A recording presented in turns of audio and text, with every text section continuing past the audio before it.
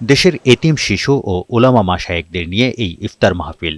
রাষ্ট্রীয় অতিথি ভবন যমুনায় তাদের সম্মানে এই ইফতার মাহফিলের আয়োজন করেন প্রধানমন্ত্রী তারেক রহমান। এ সময় এতিমদের প্রতি কোরআন হাদিসের আলোকে বিত্তবানদের দায়িত্ব পালনের আহ্বান জানান প্রধানমন্ত্রী। সরকার প্রধান বলেন, বৈশ্বিক কারণে বিদ্যুৎ, গ্যাস ও জ্বালানির ব্যয় সংকোচন করতে চায় সরকার, তাই সরকার ইফতার মাহফিলও কমিয়ে দিয়েছে।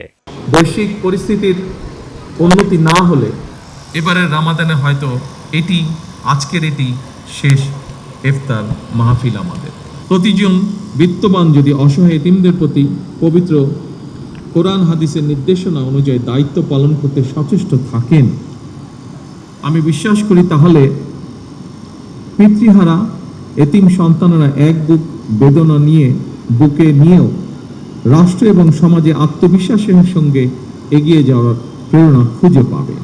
সুষ্ঠু জাকাত ব্যবস্থাপনার মাধ্যমে দারিদ্র্য বিমোচন লাঘব করা সম্ভব বলে জানান তারেক রহমান। তিনি বলেন, এ বিষয়ে সরকার কার্যকর পদক্ষেপ নিতে চায়।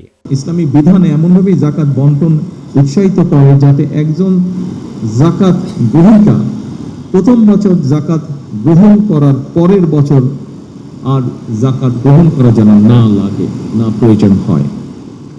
বিশেষজ্ঞগণ বলছেন, পরিকল্পিতভাবে জাকাত বন্টন করা গেলে দারিদ্র্য বিমোচনে জাকাত একটি যুগান্তকারী ভূমিকা পালন করতে পারে বাংলাদেশের দারিদ্র্য বিমোচনে। এমন বাস্তবতায় সরকার জাকাত ব্যবস্থাপনাকে আরও কার্যকর এবং লক্ষ্যভিত্তিক করার চিন্তা ভাবনা করছে। এ বিষয়ে আলেম ওলামাদের সহযোগিতা চান প্রধানমন্ত্রী। তারেক শিকদার, বৈশাখী সংবাদ, ঢাকা।